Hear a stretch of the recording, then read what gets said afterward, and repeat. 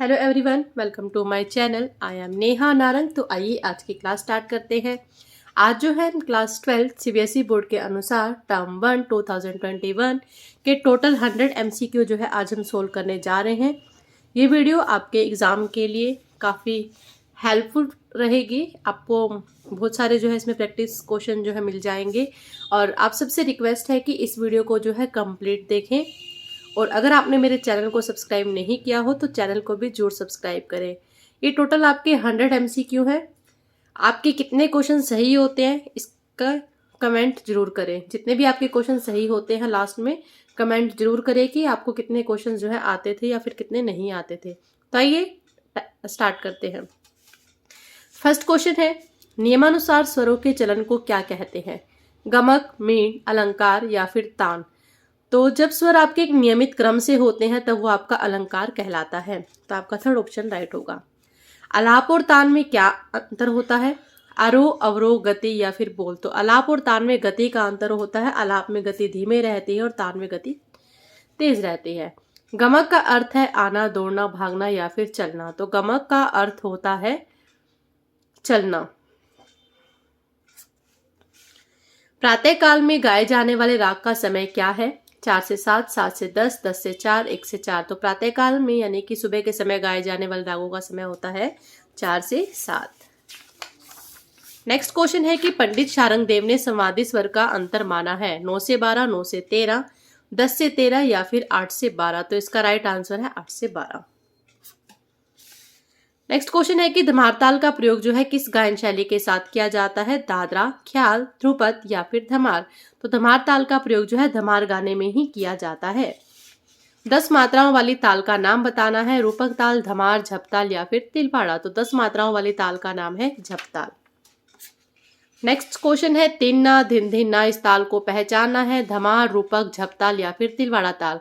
तो ये जो बोल है झपताल के बोल हैं। मैं आपको बता दूं, जैसे धिन ना, धिन धिन ना, तिन ना, धिन धिन ना। तो आपने देखा ये बोल झपताल में आ रहे थे। नेक्स्ट क्वेश्चन है कि धमार ताल जो है किस वाद्य यंत्र पर बजाई जाती है? ढोल, नगाड़ा, पखावज या फिर तबला? तो धमार ताल जो है आपकी पखावज पर बजाई जाती है और पखावज पर बजने वाली ताल खुले बोलों की ताल होती है। नेक्स्ट क्वेश्चन है कि ओढ़व संपूर्ण जाति का राग बताना है। भैरव, बागेश्वरी, यमन या फिर काफी? तो ओढ़व संपूर्ण जाति का जो राग है आपके सिलेबस का बागेश्वरी। आश्रय राग है भैरव, बागेश्वरी, यमन या फिर काफी? तो आश्रय राग वो होता है जो अपने थाट से उत्पन्न राग होता है। तो भैरव एक आश्रय राग है। पलटा शब्द कौन से काल में प्रचलित हुआ? तो अलंकार को जो है पलटे के नाम से जाना जाता है। तो ये बताना है कि ये शब्द जो है कब प्रचलित हुआ था? गुप्त काल, राजपूत काल, मुस्लिम काल, अंग्रेजी काल? तो इसका राइट आंसर है मुस्लिम काल में जो है पलटे शब्द का प्रयोग जो है किया गया था। नेक्स्ट है कि मीण लिखने के लिए उल्टा अर्धचंद्र कार जो है हम कहाँ लगाते हैं? दाई ओर लगाते हैं स्वर के, बाई ओर लगाते हैं, ऊपर लगाते हैं या फिर नीचे लगाते हैं? तो इसका राइट आंसर है ऊपर। जैसे हम सा और माँ लिखा हुआ है तो स्वर के ऊपर उल्टा अर्धचंद्राकार जो है बनाया जाएगा। पंडित शारंगदेव ने कितनी मूर्छनाएं मानी? 7, 14, 21, 20। तो इन्होंने है टोटल 14 मूर्छनाएं जो है मानी थी। शारंगदेव ने कौन सा थाट जो है शुद्ध माना? काफी, बिलावल, भैरव, बागेश्वरी? तो इन्होंने काफी थाट को शुद्ध माना था, जबकि आज के समय में बिलावल थाट को शुद्ध माना जाता है। नेक्स्ट क्वेश्चन, अधव दशक स्वर किसे कहा गया? षडज, धैवत, मध्यम या फिर ऋषभ? तो मध्यम को जो है अधव दशक स्वर कहा गया। 17 क्वेश्चन है, मौसमी राग जो है कौन से हैं? भैरव, भैरवी, तोड़ी, पूर्वी, मालकोस, बागेश्वरी, बसंत बहार? तो बसंत बहार जो है आपके मौसमी राग है, यानी कि मौसम के अनुसार इन रागों को जो है गाया जाता है। मीन के लिए चिन्ह बताना है कौन सा है? तो आपके सामने चिन्ह दिए हुए हैं, तो इसका राइट ऑप्शन है फर्स्ट। 19 क्वेश्चन, राग भैरव में कितने कोमल स्वरों का प्रयोग होता है? 2, 3, 4 या फिर 1? तो इसका राइट आंसर है 2। रे और धा ऐसे स्वर हैं जो राग भैरव में कोमल लगते हैं, तो ये आपके 2 स्वर हो गए। समय सिद्धांत के अनुसार स्वरों के आधार पर हिंदुस्तानी संगीत के राग जो है कितने भागों में वर्गीकृत किए गए हैं? कितने भागों में इनको बांटा गया है? 10, 5, 3 या फिर 7? तो स्वरों के आधार पर जो है 3 प्रकार में बांटा गया था। रेधा कोमल स्वर वाले राग, रेधा शुद्ध स्वर वाले राग और गणी कोमल स्वर वाले राग। 21 क्वेश्चन, स्वरों के उतरते क्रम को हम क्या कहते हैं? आरोह, अवरोह, पकड़ या फिर चलन? तो इसको कहते हैं अवरोह। स्वरों का उतरता क्रम अवरोह कहलाता है। संगीत रत्नाकर का छठा अध्याय बताना है। स्वर अध्याय, ताल अध्याय, वाद्य अध्याय या फिर राग विवेक का अध्याय। तो वाद्य अध्याय जो है संगीत रत्नाकर का छठा अध्याय है। भैरव राग का आरोह बताना है। तो जैसे कि आपको पता है कि सारे स्वर लगते हैं सारे गामा पाधा निसा, लेकिन हमें पहचानते समय ये बात ध्यान रखनी है कि ऐसा स्वर समूह चुनना है जिसमें रे और धा सिर्फ कोमल लग रहे हों। तो फर्स्ट में आपका गा कोमल लग रहा है तो रोंग हो जाता है, ये सेकंड में रे और धा कोमल लग रहा है तो आपका सेकंड ऑप्शन जो है राइट बन जाता है। थर्ड 24th क्वेश्चन है, विशेष वर्ण समुदाय को, वर्ण का मतलब स्वर होता है तो इस बात को ध्यान रखें। तो समुदाय मतलब समूह, तो विशेष स्वर समूह को क्या कहते हैं? अलंकार कहते हैं। फर्स्ट ऑप्शन आपका राइट होगा। 25 क्वेश्चन, अलंकार का साधारण अर्थ है पलटा, आभूषण, तान या फिर आलाप। तो अलंकार का साधारण अर्थ होता है आभूषण, सजाना। संगीत के प्रत्येक विद्यार्थी को सबसे पहले क्या सिखाए जाते हैं? तान, आलाप, गमक, अलंकार। तो सबसे पहले विद्यार्थी को जो है अलंकार सिखाए जाते हैं और संगीत के हर विद्यार्थी को ही जो है अलंकार की हमेशा जरूरत रहती है, चाहे वो सीख चुके हैं या वो संगीत सीखने की शुरुआत कर रहे हैं। राग के स्वरों का विलंबित लय में विस्तार करना क्या कहलाता है? जब आपकी गति विलंबित हो जाती है तब वो आपका आलाप बन जाता है। आलाप के कितने प्रकार है? 2, 3, 4 या फिर 5। तो आलाप के आपके 2 प्रकार है, नोम तोम और आकार में। और अगर आधुनिक काल के आलाप की बात की जाए तो आलाप के 4 प्रकार है। 29 क्वेश्चन, राग के स्वरों का द्रुत गति में विस्तार करना। जब गति द्रुत होती है तो वह आपका तान बन जाता है, तो फर्स्ट ऑप्शन आपका राइट होगा। वाद्यों पर बजने वाले तानों को क्या कहते हैं? आलाप, गमक, तान या फिर तोड़ा। तो वाद्य पर बजने वाले तान को हम तोड़ा कहते हैं। इनमें से तान का प्रकार नहीं है शुद्ध, दानेदार, बोल, आहत। तो आहत जो है आपका एक गमक है, तो ये तान का प्रकार नहीं है, बाकी तीनों ही आपकी ताने हैं। किसी एक स्वर से दूसरे स्वर पर आवाज को बिना खंडित करते हुए जाने को कहते हैं गमक, मीण, आलाप, तान। तो इसका राइट आंसर है मीण। मीण में हम क्या होता है, एक स्वर से दूसरे स्वर पर इस तरीके से जाते हैं कि आवाज खंडित नहीं होनी चाहिए, मतलब टूटनी नहीं चाहिए। 33 क्वेश्चन, मीण प्राचीन गमक का प्रकार है, हाँ या नहीं? हाँ, मीण एक जो है प्राचीन गमक का ही प्रकार है और प्लावित गमक का ही एक प्रकार है। गमक की उत्पत्ति किस धातु से हुई है? गक, गज, गर या फिर गम। तो गमक की उत्पत्ति जो है गम धातु से हुई है, संस्कृत भाषा का ही शब्द है ये। तो गमक के कितने प्रकार माने गए हैं? 10, 20, 15 या फिर 25। तो गमक के जो है आपके 15 प्रकार माने गए हैं। मोस्ट इंपोर्टेंट क्वेश्चन है ये।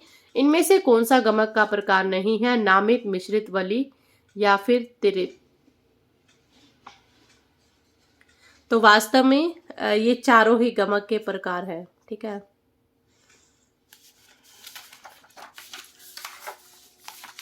तो 37 क्वेश्चन, रेधा शुद्ध स्वर वाले राग कब गाए बजाए जाते हैं? 4 से 7, 7 से 10, 10 से 1, 1 से 4। तो रेधा शुद्ध स्वर वाले राग जो है आपके 7 से 10 गाए जाते हैं। पूर्वांगवादी राग कब गाए बजाए जाते हैं? दिन के 12 बजे से लेकर के रात के 12 बजे तक, रात के 12 बजे से लेकर के दिन के 12 बजे तक, मध्य रात्रि या फिर मध्याह्न। तो इसका फर्स्ट ऑप्शन राइट है। पूर्वांगवादी राग जो है दिन के 12 बजे से लेकर के रात के 12 बजे तक गाए जाते हैं। 39 क्वेश्चन, कोमल गनी स्वर वाले राग कब गाए बजाए जाते हैं? 4 से 7, 7 से 10, 7 से 12, 10 से 4। तो कोमल गनी स्वर वाले राग जो है आपके 10 से 4 गाए जाते हैं। 40 क्वेश्चन, संधि प्रकाश राग है। राग भैरव, राग बागेश्वरी, राग काफी, राग यमन। तो संधि प्रकाश राग आपका राग भैरव है। रेधा कोमल स्वर वाले राग कब गाए बजाए जाते हैं? 7 से 10, 4 से 7, 10 से 1, 1 से 4। तो 4 से 7 इसका जो है राइट आंसर है। नेक्स्ट है कि उत्तरांगवादी राग कब गाए जाते हैं? रात के 12 बजे से लेकर के दिन के 12 बजे तक, प्रातः काल में, मध्य रात्रि या फिर मध्याह्न। तो ये रात के 12 बजे से लेकर के दिन के 12 बजे तक गाए जाते हैं। नेक्स्ट क्वेश्चन है कि ऋतुकालीन राग नहीं है। राग भैरव, बसंत, बहार या फिर मेघ। तो ऋतुकालीन राग नहीं है बताना है, तो राग भैरव ऐसा राग है जो ऋतुकालीन राग नहीं है। पंडित शारंगदेव का प्राकृत नाम? भरत, निशंक वीणा, नारद, अहोबल। तो इनका नाम था निशंक वीणा, क्योंकि इन्होंने निशंक वीणा का आविष्कार किया था। पंडित शारंगदेव ने नाद के कितने प्रकार माने? 4, 2, 3, 5। तो इन्होंने 2 प्रकार माने, आहत नाद और अनाहत नाद। संगीत रत्नाकर ग्रंथ में कुल कितने स्वर हैं? 10, 19, 15 या फिर 20। तो टोटल 19 स्वर हैं, 7 शुद्ध प्लस 12 विकृत। शारंगदेव ने रागों का वर्गीकरण जो है कितने वर्गों में किया, कितने प्रकार में जो है बांटा था? 4, 10, 15, 20। तो इन्होंने 10 वर्गों में बांटा था, जिसे हम 10 विध राग वर्गीकरण के नाम से जानते हैं। इनके नाम भी आपको याद करने हैं। ग्राम राग, राग उपराग, भाषा विभाषा, अंतर्भाषा, भाषांग, उपांग, क्रियांग, तो ये टोटल आपके 10 है जो आपको याद करने हैं। 48 क्वेश्चन देखते हैं संगीत रत्नाकर ग्रंथ का प्रथम अध्याय। सबसे पहले मैं आपको बता दूं कि संगीत रत्नाकर ग्रंथ में आपके टोटल 7 अध्याय हैं और इन 7 अध्याय के नाम आपको जो है बिल्कुल सीक्वेंस से याद हो। 100% इसमें से एक क्वेश्चन ऐसा जरूर आएगा कि कौन सा अध्याय कौन से नंबर पर है, तो बिल्कुल ध्यान से करके जाएंगे क्वेश्चन। संगीत रत्नाकर ग्रंथ का प्रथम अध्याय स्वर अध्याय, रागवेकाध्याय, प्रकीर्ण अध्याय, प्रबंध अध्याय। तो फर्स्ट ऑप्शन इसका राइट है, स्वर अध्याय। संगीत रत्नाकर ग्रंथ का दूसरा अध्याय है स्वर अध्याय, रागवेका, प्रकीर्ण या फिर प्रबंध। तो इसका सेकंड ऑप्शन राइट है, रागवेकाध्याय। संगीत रत्नाकर ग्रंथ का तीसरा अध्याय बताना है स्वर अध्याय, रागवेकाध्याय, प्रकीर्ण अध्याय या फिर प्रबंध अध्याय। तो प्रकीर्ण अध्याय इसका राइट आंसर है। संगीत रत्नाकर ग्रंथ का चौथा अध्याय बताना है स्वर अध्याय, रागवेकाध्याय, प्रकीर्ण अध्याय या फिर प्रबंध अध्याय। तो प्रबंध अध्याय इसका राइट आंसर है। संगीत रत्नाकर ग्रंथ का पांचवा अध्याय तालाध्याय, वाद्याध्याय, नृत्याध्याय या फिर स्वराध्याय। तो इसका राइट आंसर है तालाध्याय। संगीत रत्नाकर ग्रंथ का छठा अध्याय बताना है तालाध्याय, वाद्याध्याय, नृत्याध्याय या फिर स्वराध्याय। तो इसका राइट आंसर है वाद्याध्याय। संगीत रत्नाकर ग्रंथ का सातवां यानी कि आखिरी अध्याय है तालाध्याय, वाद्याध्याय, नृत्याध्याय या फिर स्वराध्याय। तो इसका राइट आंसर है नृत्याध्याय। संगीत रत्नाकर ग्रंथ में मार्गी तालों की संख्या बतानी है 120, 5, 110 या फिर 25। तो राइट आंसर है 5 मार्गी तालों की संख्या है। मोस्ट इंपोर्टेंट क्वेश्चन है ये आपका। 56 क्वेश्चन देखते हैं संगीत रत्नाकर में देसी तालों की संख्या 110, 120, 5, 125। तो संगीत रत्नाकर ग्रंथ में देसी तालों की संख्या है 120। संगीत रत्नाकर कौन सी भाषा में लिखा गया ग्रंथ है? संस्कृत, हिंदी, उर्दू या फिर फारसी। तो ये संस्कृत भाषा में लिखा हुआ ये ग्रंथ है। संगीत रत्नाकर ग्रंथ में रागों की संख्या बतानी है 120, 240, 264, 270। तो इसका राइट आंसर है 264, 264।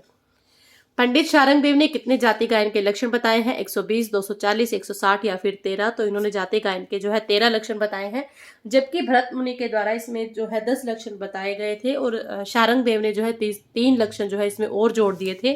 तो इस कारण से टोटल आपके 13 लक्षण जो है बन गए थे। नेक्स्ट है कि संगीत रत्नाकर ग्रंथ है प्राचीन काल का, मध्यकाल का, आधुनिक काल का या फिर इनमें से कोई नहीं। तो इसका राइट आंसर है मध्यकाल। संगीत रत्नाकर ग्रंथ जो है मध्यकाल में लिखा गया था, 13वीं शताब्दी में लिखा हुआ ये ग्रंथ है। संगीत रत्नाकर ग्रंथ में कितने पृष्ठ हैं यानी कि कितने पेज हैं? 1000, 2000, 4000 या फिर 1500। तो संगीत रत्नाकर ग्रंथ में आपके टोटल 1000 पेज है। राग बागेश्वरी का थाट है काफी, भैरव, कल्याण या फिर पूर्वी। तो राग बागेश्वरी का थाट है काफी। राग भैरव का वादी स्वर धा, मा, सा, रे। तो राग भैरव का वादी स्वर है धा। वादी स्वर कौन सा होता है जो राग में सबसे ज्यादा बार प्रयोग किया जाता है? 64th क्वेश्चन, राग बागेश्वरी का वादी स्वर। तो राग बागेश्वरी का मा, सा, धा, रे। तो राग बागेश्वरी का वादी स्वर है म। राग भैरव की प्रकृति चंचल, गंभीर, करुण या फिर इनमें से कोई नहीं। तो राग भैरव जो है गंभीर प्रकृति का राग है। राग बागेश्वरी का वर्जित स्वर बताना है मा, पा, रे, पा, गा, धा, मा, नी। तो राग बागेश्वरी वर्जित स्वर का मतलब समझ लो। सबसे पहले वर्जित स्वर ऐसा स्वर होता है जो राग में प्रयोग नहीं किया जा रहा। तो इसमें रे और पा स्वर का जो है सिर्फ आरोह में प्रयोग नहीं किया जाता, अवरोह में जो है किया जाता है। राग बागेश्वरी का गायन समय प्रातःकाल, रात्रि का पहला पहर, रात्रि का दूसरा पहर या फिर मध्याह्न। तो रात्रि का दूसरा पहर इसका राइट आंसर है। राग भैरव का संप्राकृतिक राग है यानी कि इससे मिलता जुलता राग बताना है रामकली, भीमपलासी, काफी या फिर भैरव। तो राग भैरव का भी संप्राकृतिक राग है आपका रामकली। राग भैरव की जाति बतानी है। सबसे पहले मैं बता दूं कि राग भैरव में आपका कोई भी स्वर वर्जित नहीं है, तो इसकी जाति जो बनेगी वो है आपकी, देखते हैं आंसर एक बार, ओढ़व, शाढ़व, ओढ़व संपूर्ण, संपूर्ण, संपूर्ण, ओढ़व, ओढ़व। तो इसकी राइट आंसर है संपूर्ण, संपूर्ण। राग बागेश्वरी का संवादी स्वर बताना है रे, गा, धा, सा। तो राग बागेश्वरी का संवादी स्वर है आपका सा। राग बागेश्वरी का संप्राकृतिक राग भीमपलासी, रामकली, कलिंगड़ा या फिर काफी। तो राग बागेश्वरी से मिलता जुलता जो आपका राग है वो है आपका भीमपलासी। 72 क्वेश्चन, राग बागेश्वरी का आरोह बताना है। सबसे पहले बागेश्वरी में एक बात ध्यान रखें, जिसमें ग और नी कोमल हो यानी गा और नी के नीचे अंडरलाइन हो, वो हमारा राग बागेश्वरी होता है। तो सबसे पहले गा और धा अंडरलाइन दिखाई दे रहा है आपको, तो फर्स्ट ऑप्शन रॉन्ग हो जाता है। सेकंड में आपको ग और नी जो है अंडरलाइन मिल रहा है, इट मीन्स ये सही है। थर्ड ऑप्शन में आप देख सकते हैं गा, धा, नी है और बाकी में शुद्ध है, तो इसका मतलब ऑप्शन रॉन्ग है। 73 क्वेश्चन, धमार ताल की विभाग व्यवस्था बतानी है 5, 4, 2, 3, 5, 2, 3, 1, 5, 2, 3, 4, 5, 4, 3, 2। तो इसका थर्ड ऑप्शन राइट है। पहले विभाग में 5 मात्राएं हैं, दूसरे विभाग में 2, तीसरे विभाग में 3 और चौथे विभाग में 4 मात्राएं हैं। रूपक ताल की विभाग व्यवस्था बतानी है 3 2 1 3 2 4 3 2 2 3 1 1। तो इसका भी थर्ड ऑप्शन राइट है 3 2 2। पहले भाग में 3 मात्राएं हैं, फिर दूसरे भाग में 2 मात्राएं हैं, फिर तीसरे भाग में भी 2 मात्राएं हैं। 75 क्वेश्चन झप ताल की विभाग व्यवस्था बतानी है 2 3 2 2 2 3 2 4 2 3 2 3 3 2 3 2। तो इसका राइट आंसर है 2 3 2 3। पहले विभाग में 2 है, फिर दूसरे विभाग में 3 है, फिर तीसरे भाग में 2 है, फिर चौथे भाग में 3 मात्राएं हैं। तो ध्यान रखें 3 2 3 2 ऑप्शन कंफ्यूजिंग है, तो थोड़ा सा क्वेश्चंस को है ध्यान से पढ़ें और ध्यान से सोल्व करें, अदरवाइज क्वेश्चन आते हुए भी आपके रॉन्ग हो जाएंगे। ऑप्शंस आपको हमेशा कंफ्यूजन क्रिएट करते हैं, आपका आता हुआ भी गलत हो जाता है क्योंकि आप ओवर कॉन्फिडेंस होकर जो है क्वेश्चन को कर देते हैं। तो आई रिक्वेस्ट टू ऑल कि सबसे पहले जो क्वेश्चन को है बहुत अच्छे से रीड करें, जब श्योर हो तभी उस पर जो है टिक मार्क करें। ऐसी ताल का नाम बताएं जिसकी पहली मात्रा पर खाली है। Rupak, Jhaptal, Dhamar, Tilwada. Very easy question. Rupak ताल। धमार ताल में कौन सी मात्रा पर खाली है? पहली, 8वीं, 9वीं, 10वीं। तो धमार ताल में जो आपका खाली है वो है आपका 8वीं मात्रा पर। झप ताल में खाली जो है कौन सी मात्रा पर है? पहली, छठी, 8वीं या फिर दूसरी। तो झप ताल में जो आपका खाली है वो है आपका 6ठी मात्रा पर। रूपक ताल की खाली की संख्या, तो रूपक ताल में एक ही बार खाली आता है, वो भी पहली मात्रा पर। धमार ताल में तालियों की संख्या 5 2 3 4, तो 3 तालियों की संख्या है इसमें। झप ताल में तालियों की संख्या 5 2 3 4, सेम झप ताल में भी आपकी तालियों की संख्या 3 है। एक गुण में आने वाले बोलों या फिर स्वरों की संख्या 2 3 1 4, तो एक गुण में आपके एक ही मतलब एक मात्रा में आपके एक ही जो बोल है बोले जाते हैं। दुगुन में आने वाले बोलों या स्वरों की संख्या, तो दुगुन में आपके 2 बोल आते हैं, मतलब एक मात्रा में आपके 2 बोलों को बोला जाता है। चौगुन में आने वाले स्वरों या बोलों की संख्या, तो एक मात्रा में आपके जो है 4 बोल बोले जाते हैं। फर्स्ट ऑप्शन आपका राइट होगा। राग भैरव का अंग बताना है, पूर्वांगवादी है या फिर उत्तरांगवादी। तो राग भैरव का अंग जो है उत्तरांगवादी है। राग बागेश्वरी का अंग जो है वो है पूर्वांगवादी। नेक्स्ट आपको राग पहचाना है, गामा, धा, धा, पा। तो धा जब भी कोमल होता है तो आपका भैरव राग होगा, धा और रे। माधा, निधा, मागा, रेसा, गा और नी कोमल दिखाई दे रहे हैं, तो इट मीन्स ये आपका कौन सा राग है? बागेश्वरी राग। आपके सिलेबस में 2 ही राग है, तो आपको कंफ्यूज होने की ज्यादा जरूरत नहीं है। आपके 2 ऑप्शन तो वैसे ही एलिमिनेट हो जाते हैं और 2 ऑप्शन बच जाते हैं, भैरव या फिर बागेश्वरी। स्वरों के चढ़ते क्रम को क्या कहते हैं? आरोह, अवरोह, पकड़ या फिर वादी। तो स्वरों के चढ़ते क्रम को जो है आरोह कहा जाता है। अटूट ध्वनि में एक स्वर से दूसरे स्वर तक जाना, मींड, गमक, अलाप या फिर तान, तो हम इसे मींड कहते हैं। सामा स्वर संगति किस राग में प्रयोग की जाती है? भैरव, बागेश्वरी, भैरवी या फिर पूर्वी। तो इसका राइट आंसर है बागेश्वरी। बागेश्वरी में आपका वादी संवादी क्या है? माँ और सा, मतलब माँ और सा को जो है बार बार प्रयोग किया जाता है। 92 क्वेश्चन झपताल में क्या गाया जाता है? दादरा, धमार, सादरा या फिर ध्रुपद। तो इसका राइट आंसर है सादरा। गमक का प्रकार नहीं है ये बताना है, मिश्रित, नामित, वली या फिर शुद्ध। तो शुद्ध जो है तान का प्रकार है आपका। सारना चतुष्टयी करते समय कितनी तारें जो है वीणा पर बांधी गई थी? 21 21, 22 22, 24 24 या 28 28। तो 22 22 तार जो है बांधी गई थी। मीन को प्राचीन काल में किस नाम से जाना जाता था? प्लावित गमक, मिश्रित गमक, नामित गमक, वलित गमक। तो प्लावित गमक के नाम से जो है मीन को जाना जाता था। 96 क्वेश्चन, तान शब्द की उत्पत्ति किस धातु से हुई है? तन, तन, तनन, तम। तो राइट आंसर है आपका सेकंड ऑप्शन, ना कि फर्स्ट। महर्षि भट्ट ने कितनी ताने मानी हैं? 14, 24, 84 या फिर 74। तो इसका राइट आंसर है 84।